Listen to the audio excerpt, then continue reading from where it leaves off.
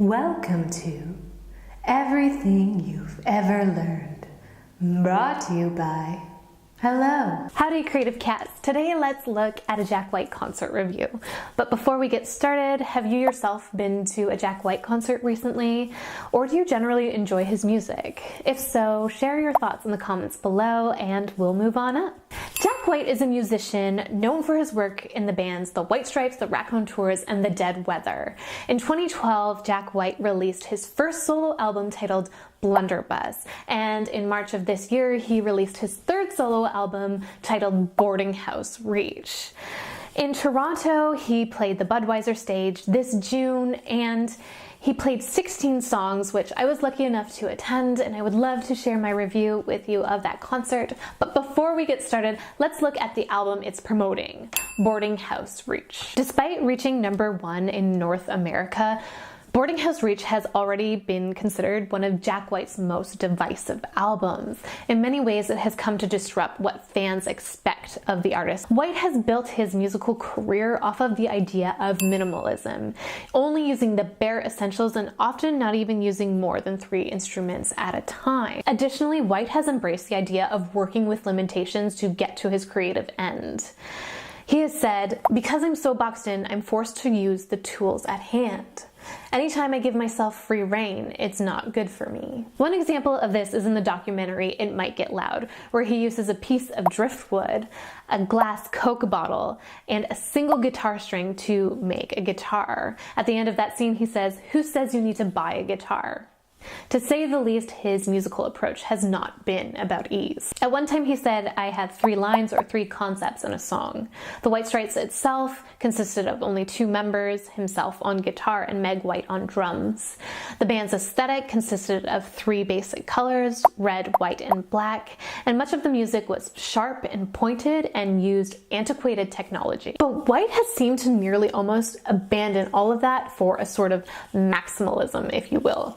In a recent interview, he said, "I want to have the sound that I am imagining in my head on this recording. I don't care how I get there, if it's analog or digital, a computer or a real person, whatever. I want to get to that sound." And we got there in 100 of different ways. For the first time in his career, Jack White used samples and triggers in addition to drum loops and synthesizers. The album seems to blur the lines of genre, from garage rock to blues, funk, electronic, and hip-hop. But some have criticized the album as well for its abrasive sounds and erratic structure. All of this is an important lens to view the concert from, which brings us back to our review. Jack White this time sang into 3 different microphones and played 5 different guitars. He had screens behind him for the first time with images on them. They were a space theme in nature, and even at one point they had lightning bolts traveling down a tunnel. He said he's never used screen before because he always thought that they would be distracting to people. Entering the concert was a unique experience in and of itself. When entering the gates, attendees were told to put their cell phones in these little magnetic locking pouches, which weren't able to be opened till the show's end. And Jack White has said that he has done this because he doesn't play with a set list, so he wants feedback to know what to play next. He also has said at another time that he wants a 100% human experience. But the highlight of the show, at least for me, was Jack White's reworking of Steady As She Goes, which is a Raconteurs song. He adapted the song to make it more like a song off of Boardinghouse Reach. It was more muscular, it had hip-hop influences with glitchy sound effects. During the coda of that song, Jack White asked audience members to repeat, "Are we steady now?" So, quote, "I know that you're paying attention, that we're brothers and sisters." Halfway through his set, he seemed a little bit tired and maybe had some technical difficulties.